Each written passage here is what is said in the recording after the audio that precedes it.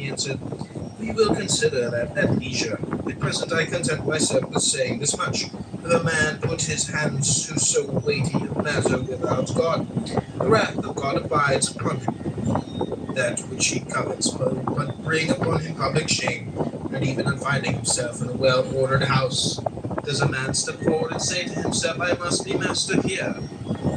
Else the lord of that house takes notice of it, and seeing him insolently giving orders, drags him forth and chastises him. So it is also in this great city of the world. Here also is there a lord of the house who orders all things. Thou art the sun. In thine orbit thou hast power to make the year, the seasons, to bid the fruits and the earth grow and decrease, and the winds rise and fall. Thou canst in due measure cherish with thy orb the frames of men. Go make thy circuit, and thus minister unto all, from the greatest to the least. Thou canst lead a host against Troy, be Agamemnon. Thou canst meet Hector in single combat, be Achilles. But had Thersites stepped forward and claimed the chief command, he had been met with a refusal, or obtained it only to his own shame and confusion of face before a cloud of witnesses. Others may fence themselves walls and houses when they do such deeds as these and wrap themselves in darkness. Nay, they have many a device to hide themselves. Another may shut his door and station one before his chamber to say, if he comes, he has gone forth, he is not at leisure. But the true cynic will have none of these things. Instead, then he must wrap himself up in modesty, as he will bring about himself to shame, naked under the open sky. That is his house, that is his door, that is the slave that guards his chamber, that is his darkness, death. Let it come when it will, but whether it smite me depart with a whole fly, you tell me fly, but whither shall I fly? Can any man cast me beyond the limits of the world? It may not be, and whithersoever I go, there shall I still find sun, moon, and stars. There shall I find dreams and omens, and converse with the gods.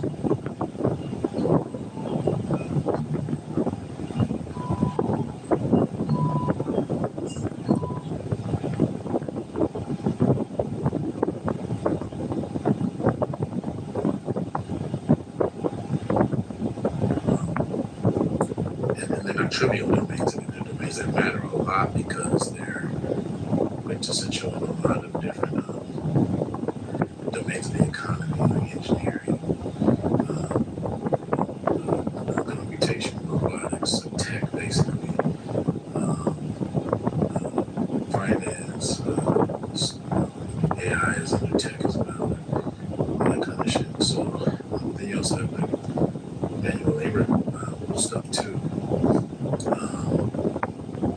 And some of that is actually technical and it requires the talent from other places. Some of it is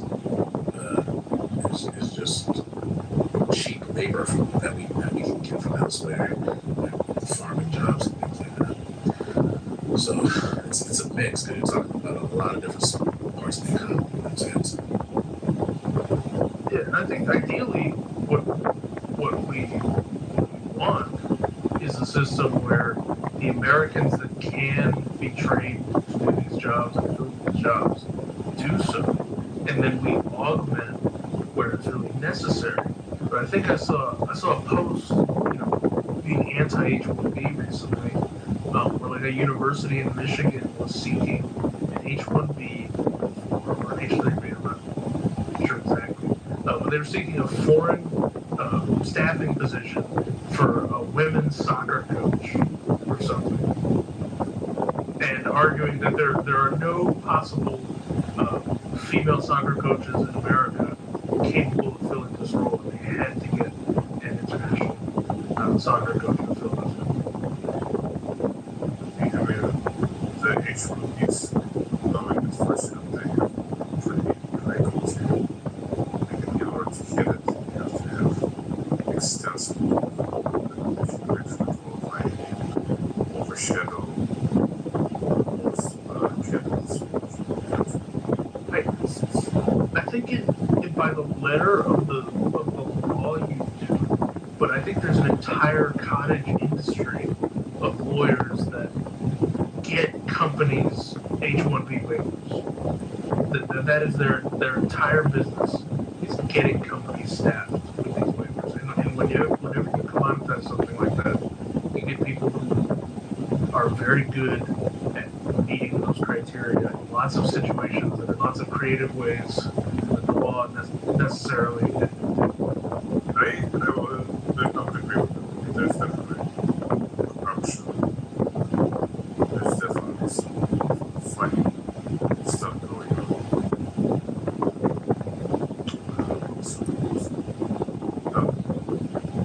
I mean, I don't want to be changed to because I think I should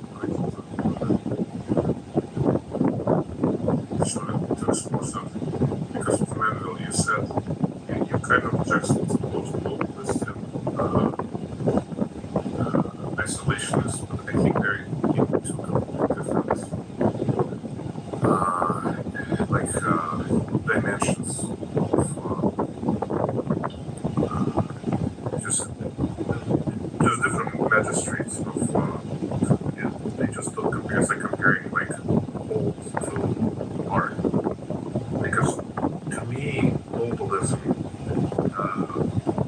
has more to do with the economy, and so the opposite of it would be like a sort of mercantile approach.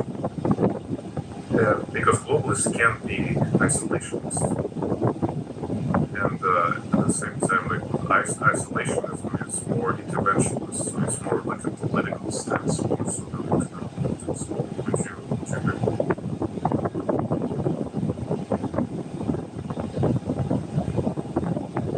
Well, I think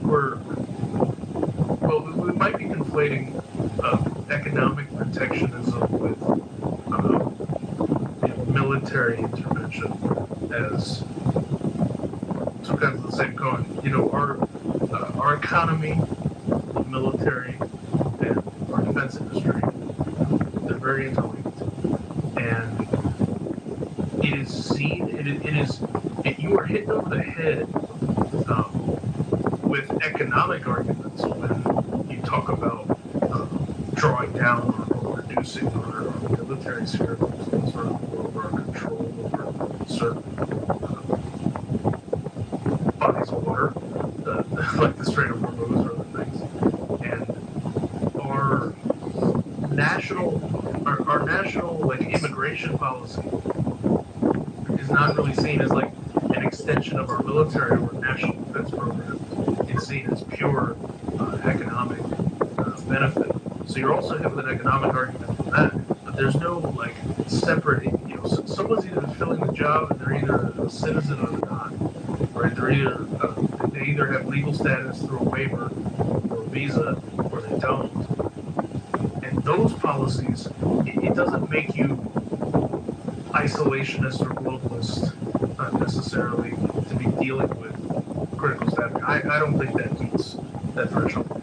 It is more of a military intervention around the world, or diplomatic bribery around the world. I mean, aid that we deliver to other countries for some, intangible theoretical benefit that we get at home. And I don't think that the deliverables on, our global aid packages, even setting the military aside, right, in any way justify the amount of crap, for example, that we found with USAID. And the blind defense of USAID specifically is one, shocking, and two, exactly the issue we have with a misappropriation of resources or a platform that's not America First. Because you can say all you want, but when you're in the back of in the executive office building and you're signing these ridiculous, trans drag shows for Zimbabwe, funding grants. No, I mean, I get it. I get, like, you gripe with the previous message, but what I'm trying to be more kind of nuanced about is that isolationism and globalism are not the two opposites of each other. They're not antonyms to each other. Because like, a country can be globalist and isolationist at the same time. Like, I'm trying to think of a good example. I think, like Switzerland. Global on trade, but isolation on military. On politics.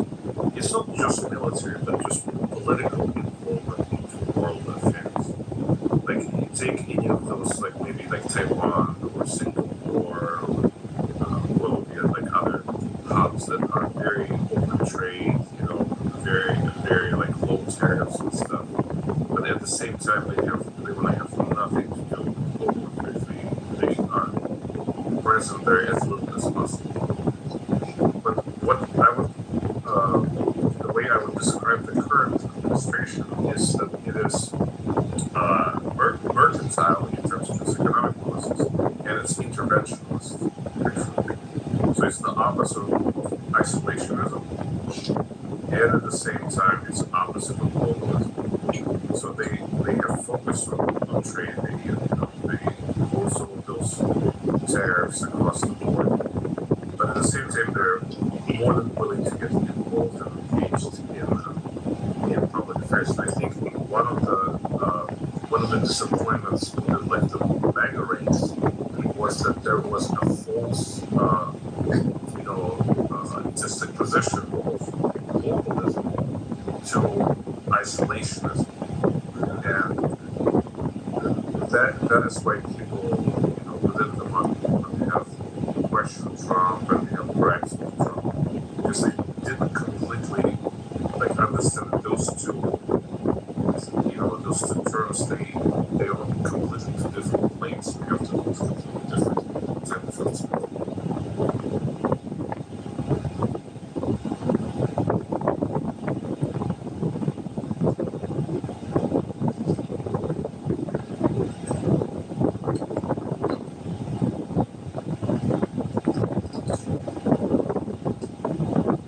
Or another interesting example is like China. I'm just like trying to think about other like interesting combinations. So they're very mercantile in terms of their economic policies, but at the same time they're interventionist.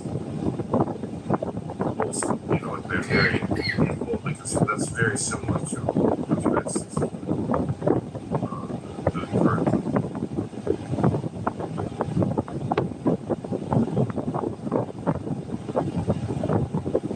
So it's the same thing. Like the government supports the internal industry. It's very focused on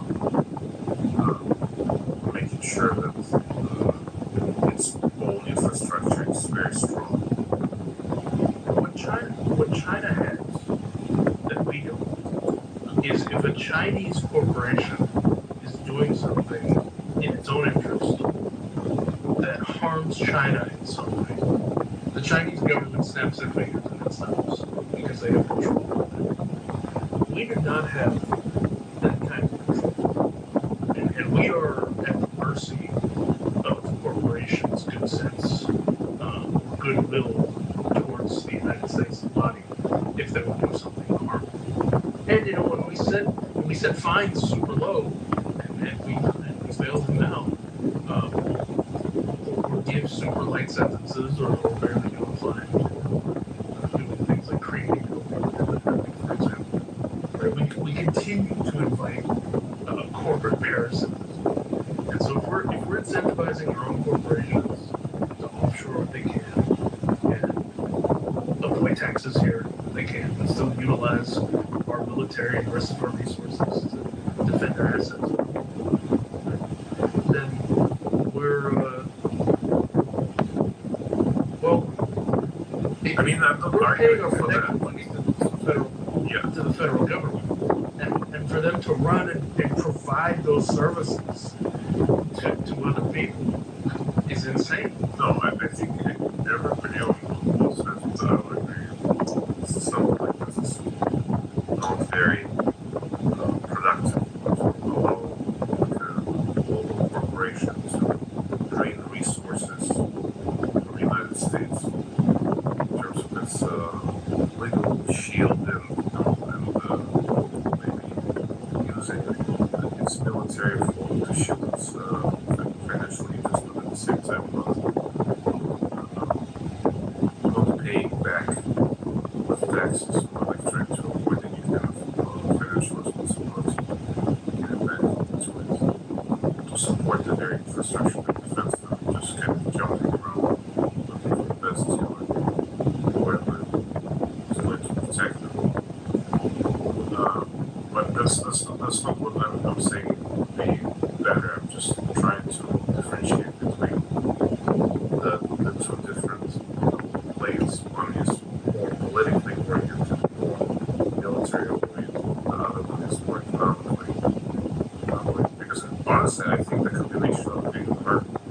fundamentalist, that's the way you pronounce it, and being an interventionist. I mean, that's that combination.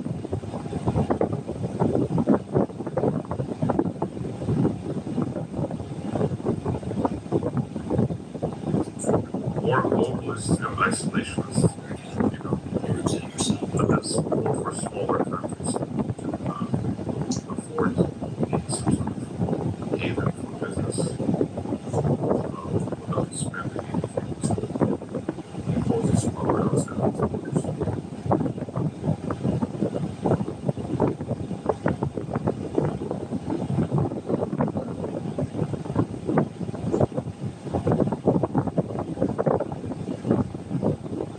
I do appreciate some of the efforts to get more Americans to participate in kind of dividend level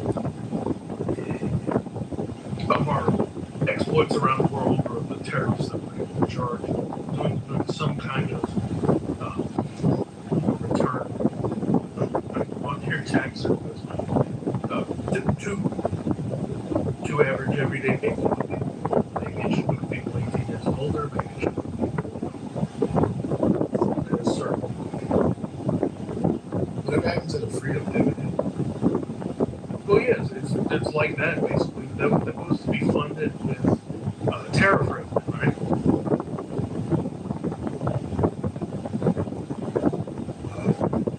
It would be $2,500 a person. No, I think oh yeah, I mean, that was the Andrew Yang said something about Oh yeah, well the gang had UBI. yeah, they called it freedom. Oh, those separate ones. There's been something. Yeah, There's been that something was floating. 2012.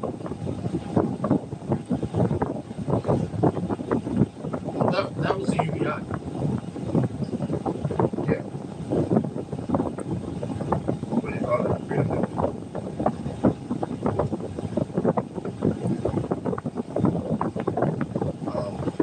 Trump wanted to give what did Trump the savings to those that give people money, what do you call it? Well, there's supposed to be a Trump account. They were supposed to seed a 401k or seed a college savings. Everybody was supposed to get checks for the money, those savings. Was it temporary, Jason, or like in perpetuity? No, it was temporary. It was like one time. So it was like a stimulus check or something. So, I mean, yeah, but it wasn't funded through like appropriation of Congress. It was funded through whatever money those was supposed to save. So that's one. Right, yeah, that's supposed to siphon off Doge savings. It's like 20% of Doge savings and put them into So checks. he gave them some kind of like patriotic thing.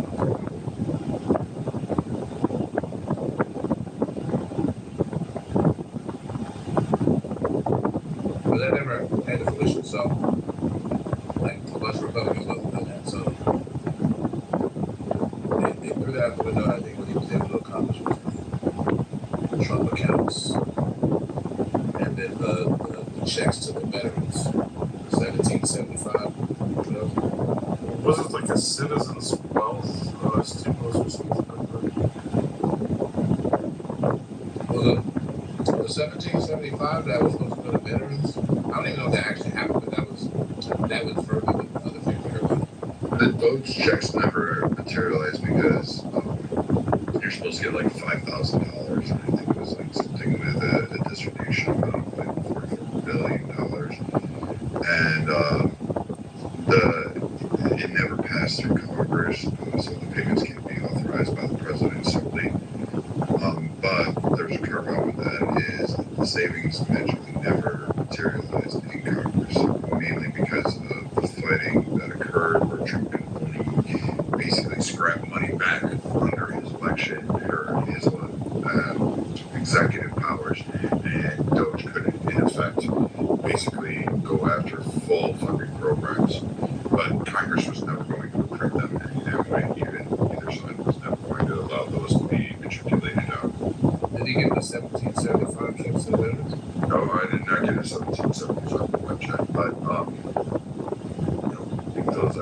materialized either. And then there's the tariff dividend that is supposed to be going out. That also, again, is not going to pass. It was supposed to be in 2000, but that has not resulted either. And again, Trump. This is where Trump pisses me off.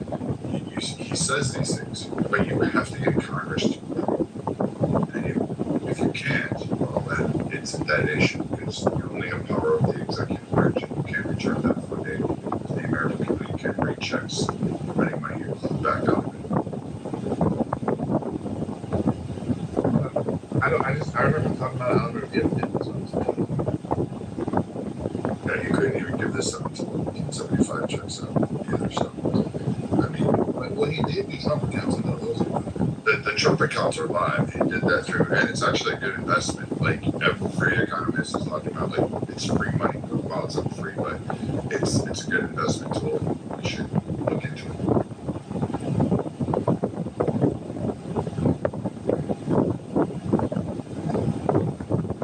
Well,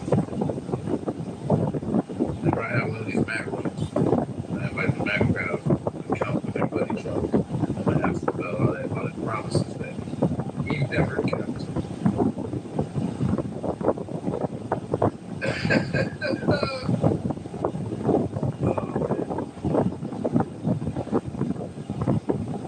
I'm sure, like they should say it. I mean, it's not hard to say, like Trump overstepped his bounds and issued rhetoric, and he wrote checks his ass in cash. So it's basically the gist of it. But I mean, it's not as like, well, Trump just never signed out because he's the dark lord of Star Wars. He literally would not be able to do it anyway. So he was just politically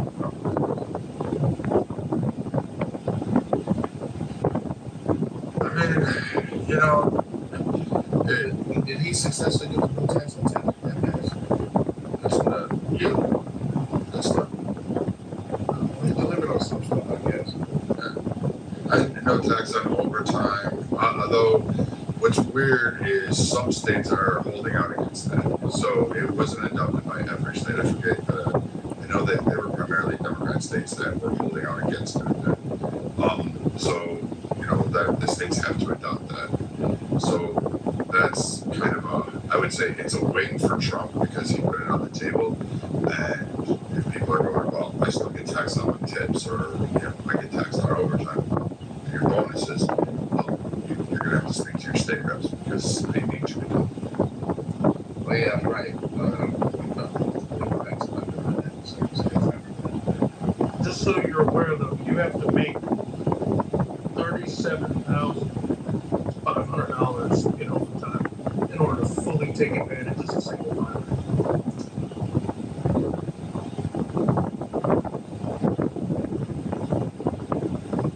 Which, you're a cop, you're a firefighter, mechanic, that's it.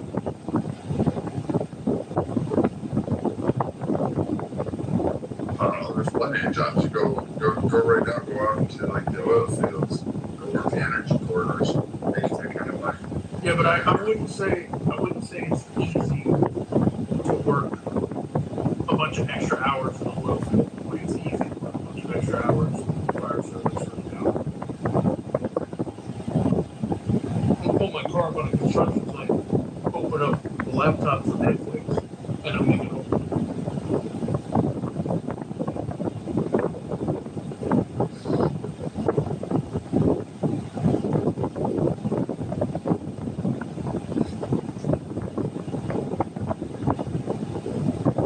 Honestly, I have some issues with how cops and firefighters,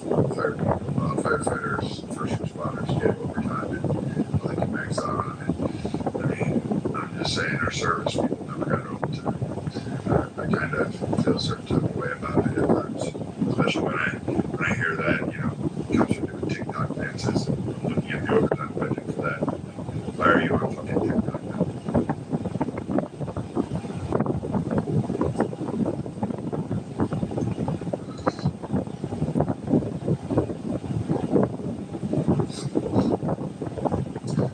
TikTok dancing practice. The cops. You look up TikTok dancing cops. Oh, the cop? I think some of the nurses and stuff like that. Oh no, I was talking about like cops and first responders that do like Instagram and TikTok dances. I don't know what happened, but usually on my like Instagram feed, it's usually like very specific to what I like. Usually nature, outdoors, some interior and exterior design builds, things like that. But occasionally what'll pop up and it'll be like the cop holding his video of doing a dance and and all this stuff. And I'm like, yeah, we really don't want to maintain things like that. It's probably about an hour and a half worth of work. Yeah, and we just paid for that 1 hour. I mean, probably were on I didn't know they were on duty. They have their car, they have their full uniform on. Well, that doesn't necessarily mean that they're on duty, but there are departments jumping on the trend of being videos for the departments. So it's kind of a mix.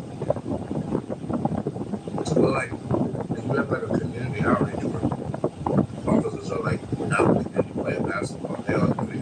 They those hours. Yeah, usually. What's the difference between like a community outreach thing and TikTok?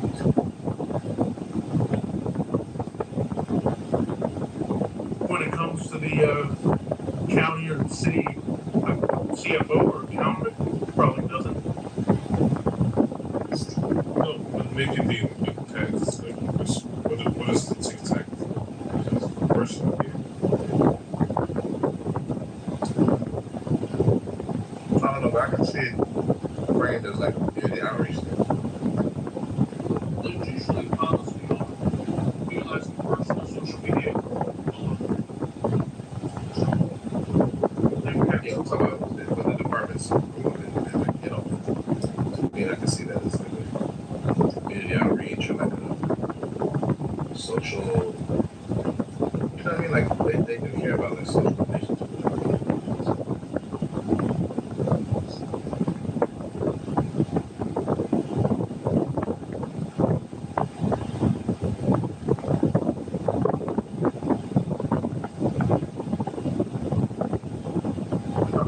I've always thought too. I don't believe I don't believe soldiers, sailors should actually be, TikTok themselves on bases doing stupid shit too. So while they're on duty, there's rules against it, but nonetheless, it still happens. You still have dumb people doing it. I mean, I just feel like that's unrealistic. It was young generations or something. So, I love that. Yeah, but I'd say it's honestly worse the people constantly filming their life on Facebook and making fun of cops.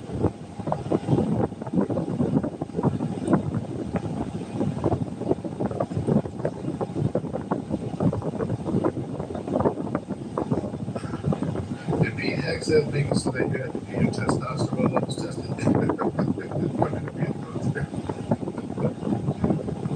That's wild. It's an important marker for health. For women.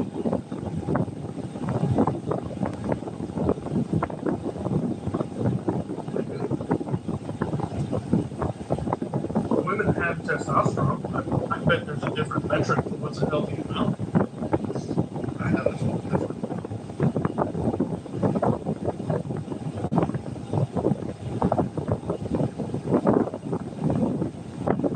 There you go, lift gender ban on serving in combat arms, just sitting there with testosterone.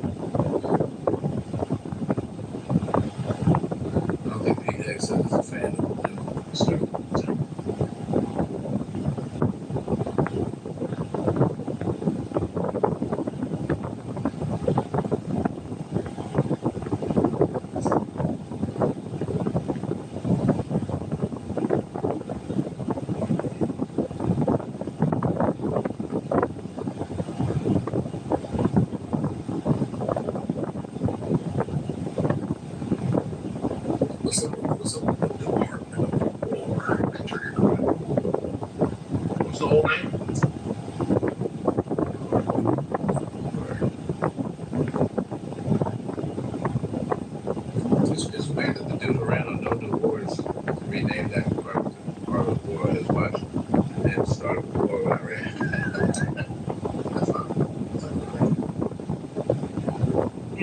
odd is that we always refer to it as the War Department prior to changing to the Department of Defense. And even still would say defense bill. Just swallow first before you speak, correct?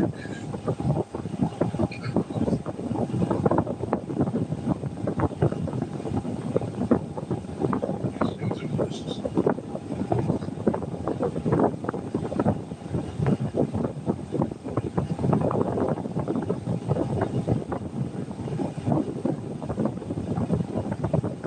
Oh, I had burnt lamb.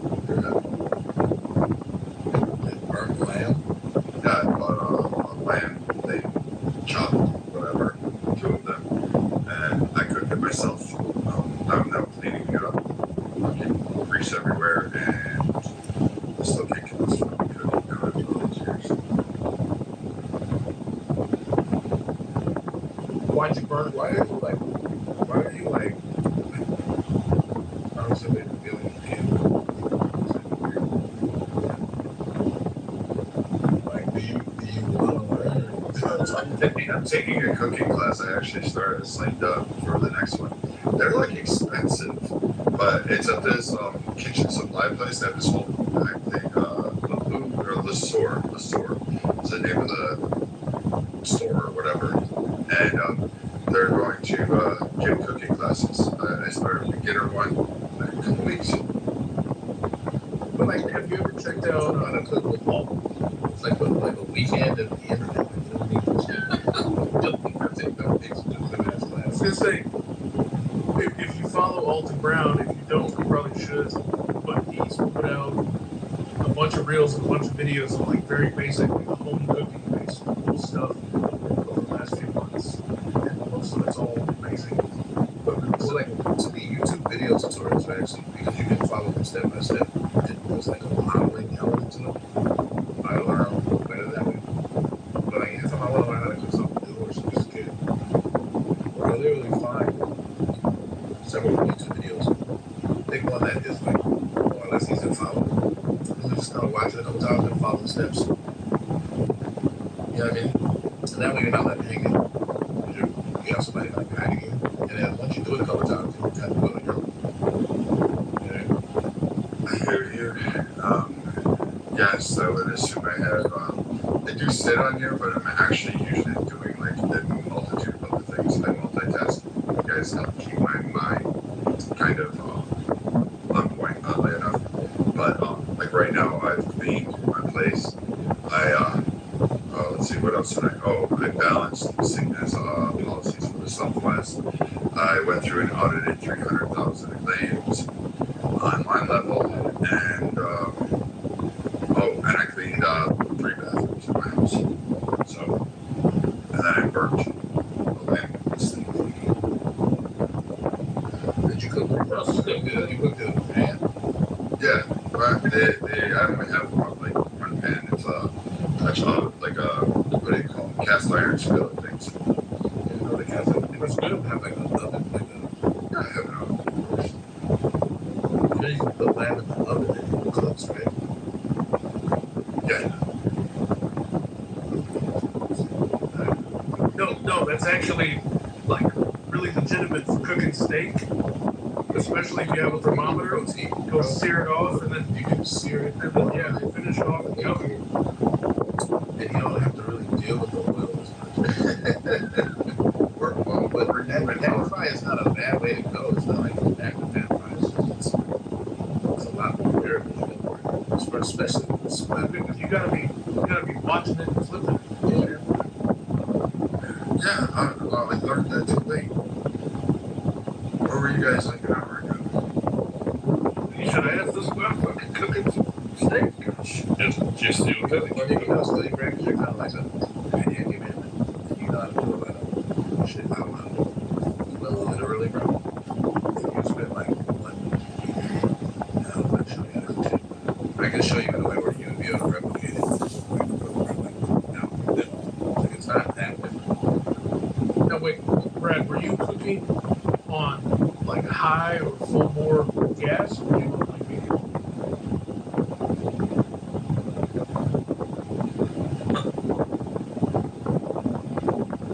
You should be, unless you're boiling water, you really shouldn't be cooking steaks or anything on fucking highs. But you know, from what I remember, lamb is just notoriously difficult. I mean, if you overcook it, you're fucking so rubber. If you undercook it, it has this like goaty taste to it. Very, I had it between medium and high. Yeah, you just gotta watch it. There's a lot of technique. People make it pan fry like you can. Especially if you do a steak like when I do pan fry stuff, bro.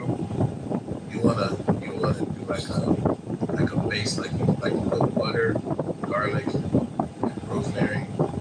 There's some other stuff you put in there. And whatever your preferred like spices are, you literally like tilt the pan. You have like a spoon, spooning the butter. Base, yeah. face. And But don't let the it butter because burn. the hot butter actually cooks the steak. It's getting like the flavor profile of that shit is right. It's like deep frying. But you want to put a little rosemary, It's not like deep frying. It's not like deep frying. Because deep frying is shallow fry. saturated in oil, in so much oil that it actually like it has to be super hot too. It's actually because it's not like deep frying. It's shallow fry. It's really a sear. It's not a fry. It's a sear. But you can technically call it frying because some of those same processes in frying do occur in the pan. But it's just different way. Like that's one technique. You can do pan fry where you just coat inside and flip, and then if you really want to get fancy, you can turn it on the sides and stuff like that because you want to render that fat. But that's what it is. But the thing with pan frying is that if your cut isn't thick enough, you're going to have to pull it before you develop a really good sear because you're going to overcook the inside trying to go for that sear. So you have to kind of give up on it with pan frying unless you have like enough, unless you're over like an inch and a half. You That's really, why you turn it down and finish it off. That's why you turn it down and finish it off. Simmer it, or you can finish it off with an oven. And that way you can control like, the texture and everything in terms of your oven. The sear is to lock it. It's really for the outside flavoring and to lock in the juice. That's really yeah, I would say that if you can keep the steak moist, give it kind of like a little bit of wine bath, coat it in oil, put it in the oven, get it up to temperature, and then sear it off, reverse sear it in a hot pan, that would be better. I'm just trying to. So I tried the wine is flavoring. I tried one of those, like, you know, like on my Instagram thing, they pop up this, like, there's this guy or group of guys, they cook by rivers, so they cook on slow things, and I'm okay with a campfire, like, I can cook over, like, a campfire, and that's pretty easy to do, but, Talk about the guy from Kazakhstan? I have no idea where he's from. There's a couple of them he just washes off the rock, and he, like, Honestly, Brad, I think it's because you just understand like Melodies fancy with the gastronomic principles as they apply to campfires, but not as much as they apply to like stove tops. They were absolutely 100% or ovens. Do you own a grill? Yeah. I have one of those charcoal ones, and then I have the big solo stove cooking kit, and then I have what they call a cowboy pendulum that you can basically hang on. Those are amazing. They're easy to make, there's a kit you can literally. I was really pissed after I bought mine from Tractor Supply. You can just go on Amazon, and all you need to do is go out and get 3 wooden poles and hang them out there, and just get them at like 8 feet. You can cut up treetops or whatever, parse that out, ship them down, put it through this little tripod, and it'll hang for you. Oh, you will get a few. When you use the Weber kettle, you ever pile all the coals on one side? No. And leave something in there? No, I prefer cooking over the campfire. I rarely use those. It's it's first it's time. It's just me. The girls don't live here anymore, so like that's kind of a bummer because they did most of the cooking, and then their mother was always the one that did the cooking.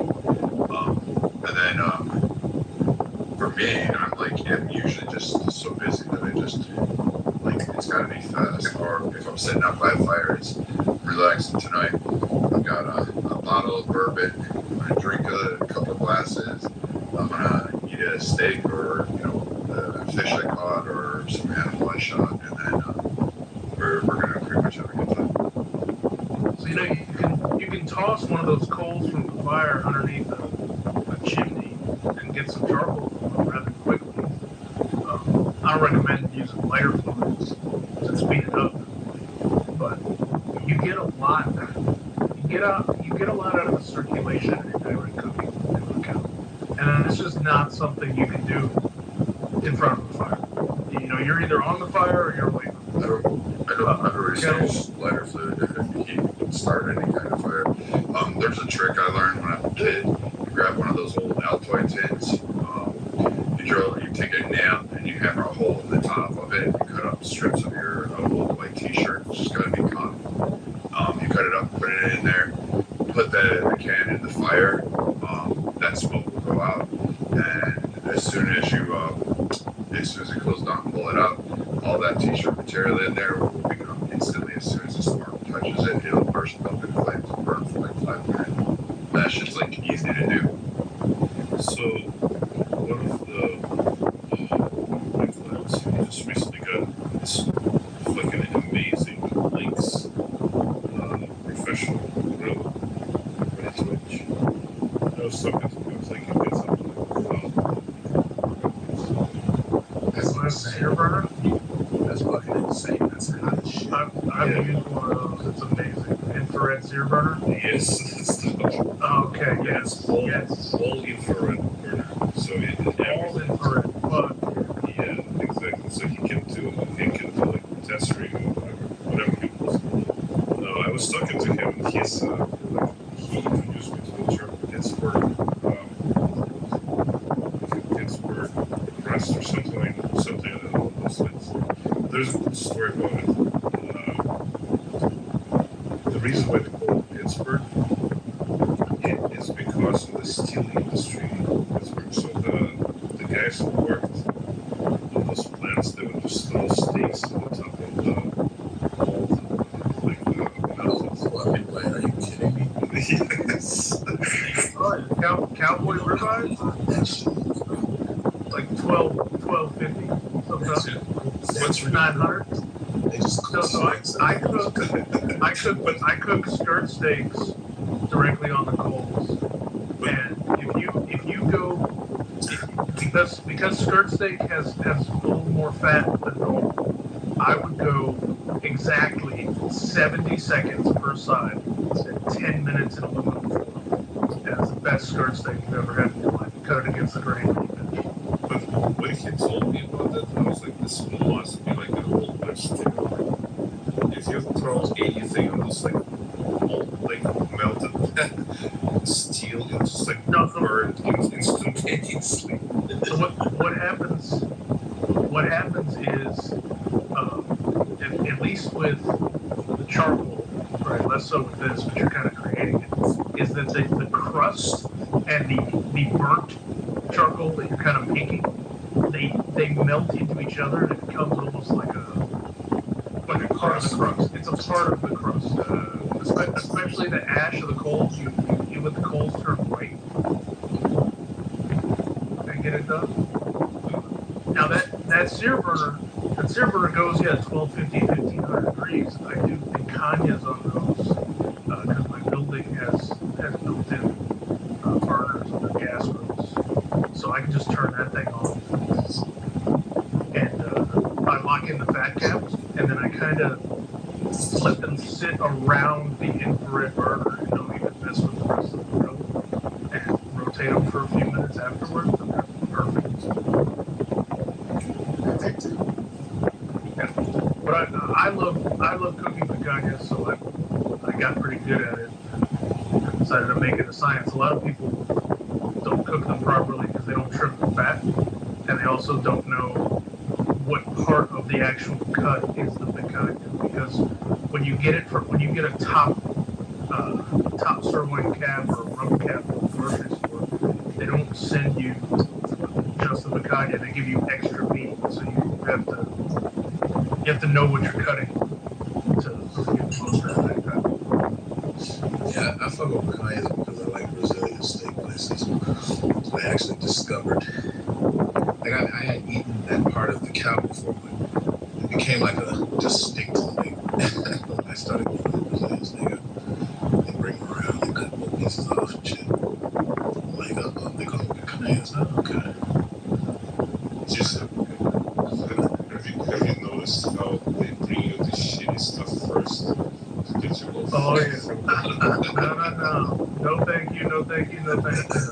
To be fair, I actually think that they bring you the cheaper steaks first because they have more of them to bring around. But all Brazilian steakhouses aren't equal. Yeah, I've noticed that. But you can just pass. Is the best one. Well, Fogo's commercialized. Fogo's actually not the best one. There are way better Brazilian steakhouses. Of the Brazilian steakhouses you're gonna find at the mall, Fogo quality of meat and salad bar are by far the best. But yeah, it's not a mom and pop. But yeah, I mean, those are good. They're actually pretty high end for what they are. I've just been to ones that are better. Like I went to one in Oakland that was way better than Fogo's. I forgot what it was called.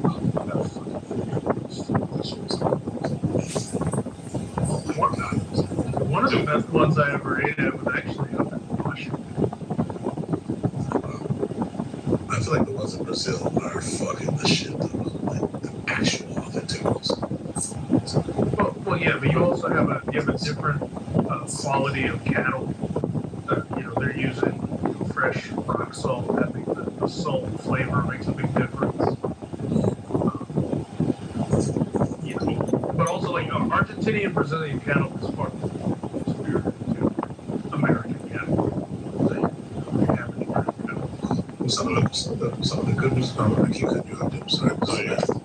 Some of the best ones actually import Brazilian cattle meat, which is really fucking authentic. No, that's So just really quickly, another thing I remembered, we used to go to a cow and it was fucking amazing. Like, I just love the pictures.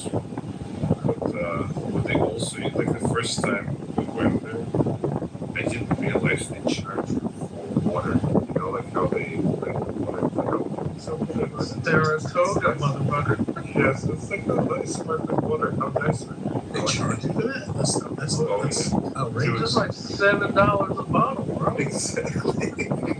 So we kept like always like celebrating like the body of ours did like a big job. And so we always took him out and was like, it's cool. Like even back in the day was like eating lots of flavor, which was like fun at the time. And we finished our meal and then they brought this one thing, which is like some person almost filling in this part. And then we get the meal. And I think we're like all big boys. So each one of us, like besides getting his share, had to pay $120 because just the water was like $40 per person. That's a big bottle with the water. So my record at Mr. Chow was $280. Oh god. No, but it's like, those fucking amateurs, they have no idea what they're doing. Like, they're getting something. That's crazy. I would never been water. So it was sparkling. It wasn't regular water. Yeah, but usually the restaurants with the like statue that level, like there's certain things that come complimentary, like you get freaking sparkling water complimentary. Yeah.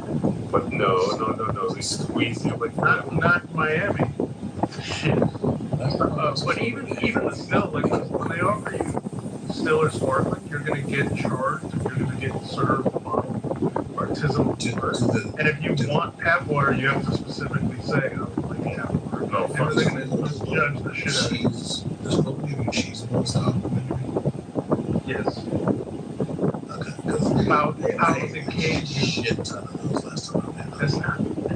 God damn, it's a lot of Well, cheese. Fogo does they do the yuca, or like the, it's not yuca, it's tapioca fries, and the fried bananas and the powdered Cajun complimentary.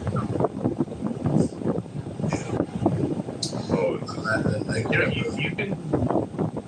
you can get some pretty good cheese bread, like doughs that you can just pop in the oven.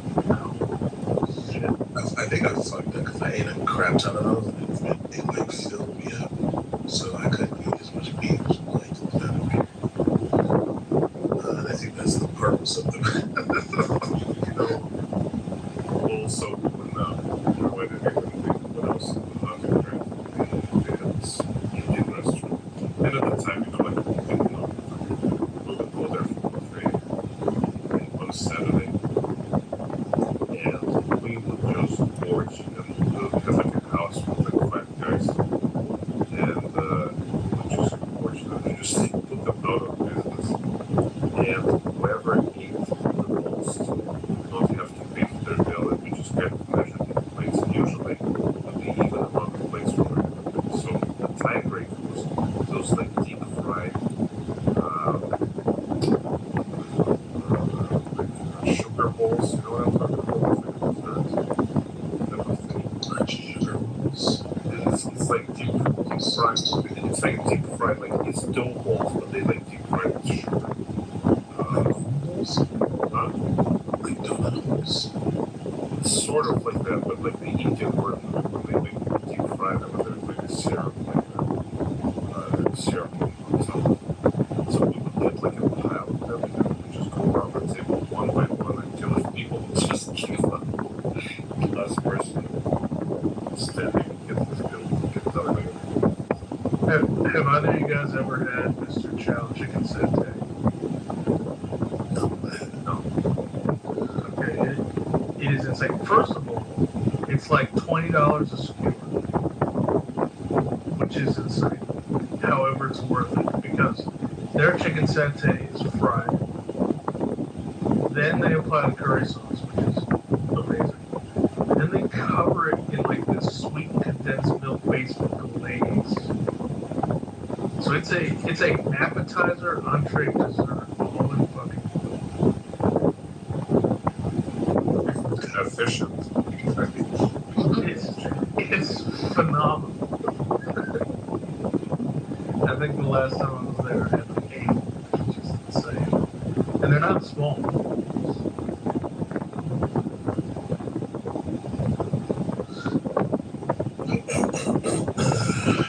They also have the least fried rice you've ever seen.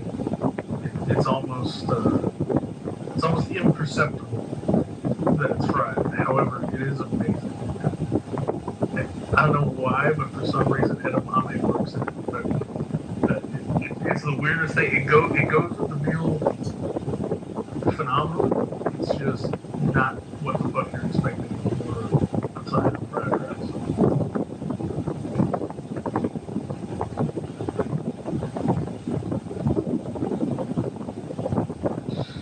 I went through a phase and now I'm on YouTube whatever again where I used to watch random like people online cooking shows. And I just could not get enough of just watching these random it literally would be random motherfuckers from somewhere in Asia cooking the shit out of something. I don't know what it is. Just like Check out anticuchos in Peru. The best fucking Something street. about it being random and like I don't like decontextualize where I have to figure out what the fuck I'm watching makes it more appealing. I don't know why. Like I'm watching these people mass producing things and they're just kind of like cooking it the same way every time and then making it and they're just giving it to people on the street. Like there you go. It is. Or like those, you see those Turkish like ice cream makers with the like frozen plate, or more of the cream, start adding shit. Yeah, actually. I have wanted to try that. I've seen hella shit. I don't even know what the fuck it was. So it's hard for me to like recount it.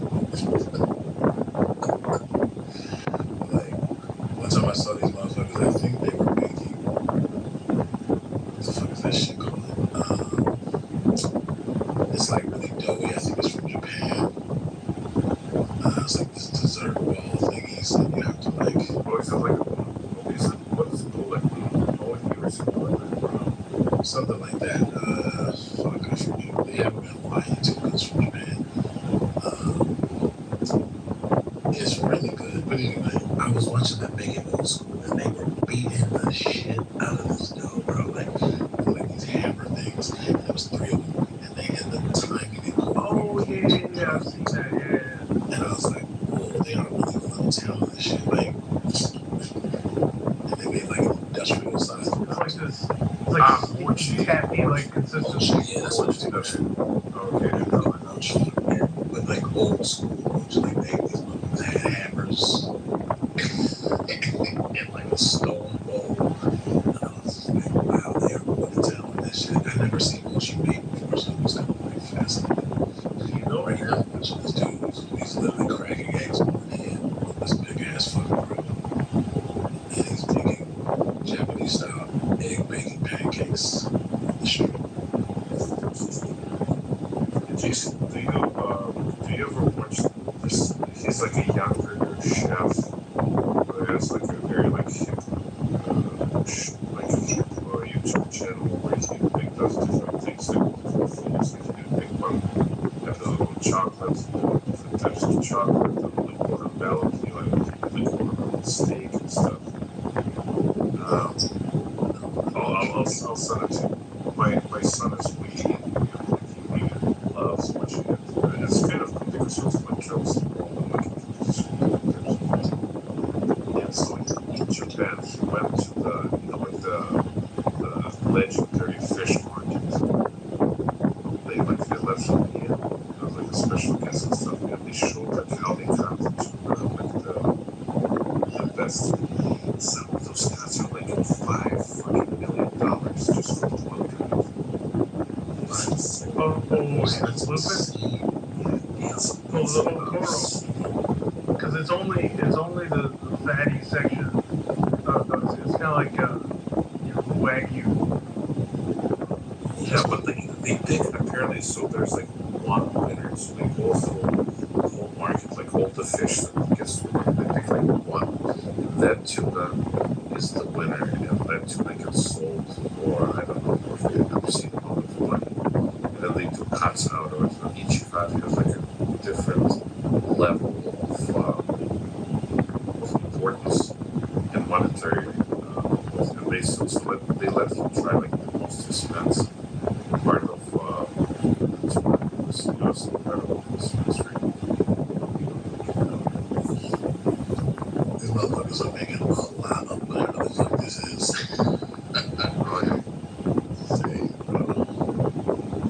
Well, it's also like they auction those fish. So like each fish has like a place in first place, second place, third, and the restaurants like pride themselves on we got the 5th best tuna of the day. They can also charge like crazy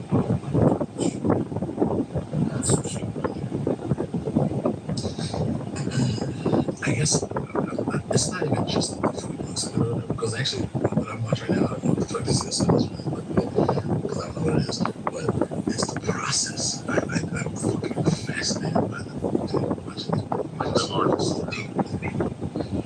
Not so much artistry, because they're not really making it look fancy, they're just literally industrial, like they're just making it over and over and over again. like think of the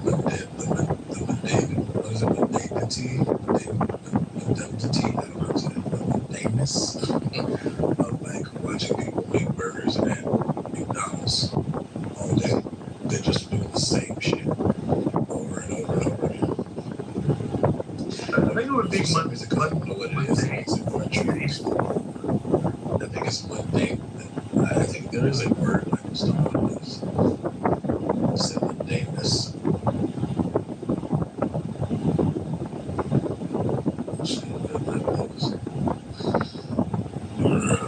Mundaneness is a word. I don't know if it's a sprout. Mundanity is also. Yeah, I just don't know how to say it. It's not mundaneness.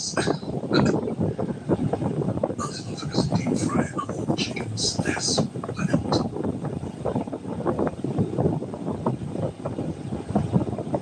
They deep fry a whole chicken. Oh, dude, the wilderness. I think the channel's Wilderness Cooking. It's an Azerbaijani dude who does. He makes his own damn near everything. He's like built his kitchen. He's done like earthen ovens. He's like buried chickens in the ground and smoldering fires to roast them. He's done like whole sides of a cow all at once. It's pretty insane. But he does wild shit with chicken. I saw some dude cook a whole ass ostrich. That shit was wild. It was a whole fucking ostrich. He cooked that shit, the whole fam. I was like, what The other thing that's huge is the pachamanca, which is an earthen like feast that the Incans would do in Peru, where they'll bury tamales, chickens, different types of beef, sausages they make, veggies, sweet potatoes, everything. They'll bury it up on fire and bury it in clay and like, dig it out like 8 hours later.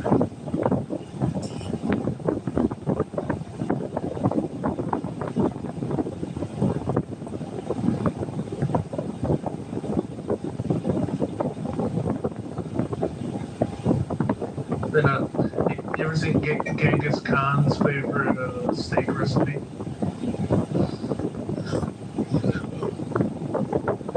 So it was a layered pot. There's a big, wide, like not a wok, but maybe 2.5, 3 feet in diameter pan, layered with clean river rocks, slices of beef, or I guess whatever the hell they had on hand, and onions and spices, and then another layer of river rocks, and onions and spices, etc. Like on and on and on. So it's the meat, these onions and spices, and more smooth river rocks.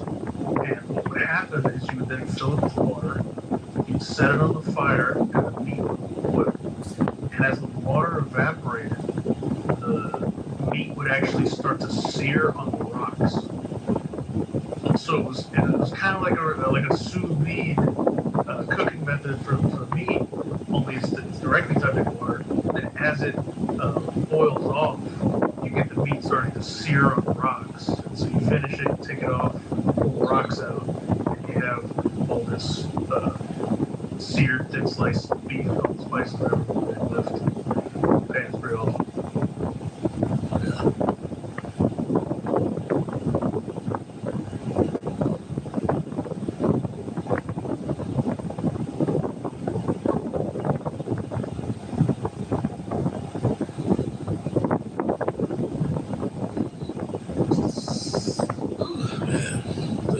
I find entertaining these days. It's crazy. Have you seen this recent batch of protests in Madison? I think one, it's interesting it's happening in the swing state. Two, I think this protest is it's trying to capture that energy that we had in 2020. I don't think it has it because I don't think like the underlying grievance is that bad. But it is I guess it's an area of activism that hasn't been as active lately as it was in recent history. So it's interesting that it's choosing to come back. It's a weird it's a weird set of facts that describe a specific case, but just overall, to be doing this or showing support for this in a swing state in your bluest city, it seems like poor battle choosing on their part. I don't know if there's necessarily intention behind that, or if they just are up in their feelings and so they're doing shit despite the way it looks bad. But did you see the guy who took over the press conference? Because the police chief just let him talk about, to be honest with you. I hear about it. Usually, for some reason, when I hear about shit for the first time, within a few days, I will hear about it again.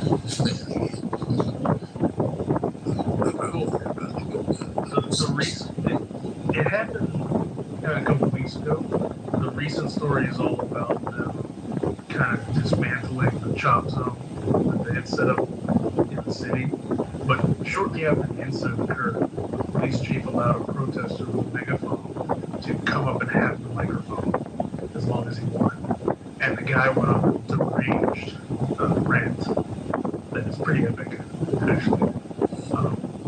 It was. I was initially, very upset that he allowed him to do this, but after letting him speak, I think the chief is a fucking genius because he made an ass of himself on national TV, and it was pretty much the end of disruptions for the news conferences. The problem was they then went and set up a big chop zone massive this intersection to shoot him.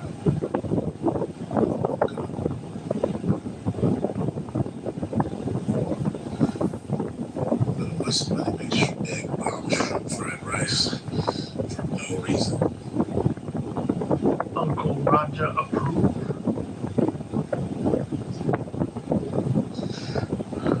I guess part of why I've been talking about this is because these motherfuckers are cooking all of this shit on a big ass grill.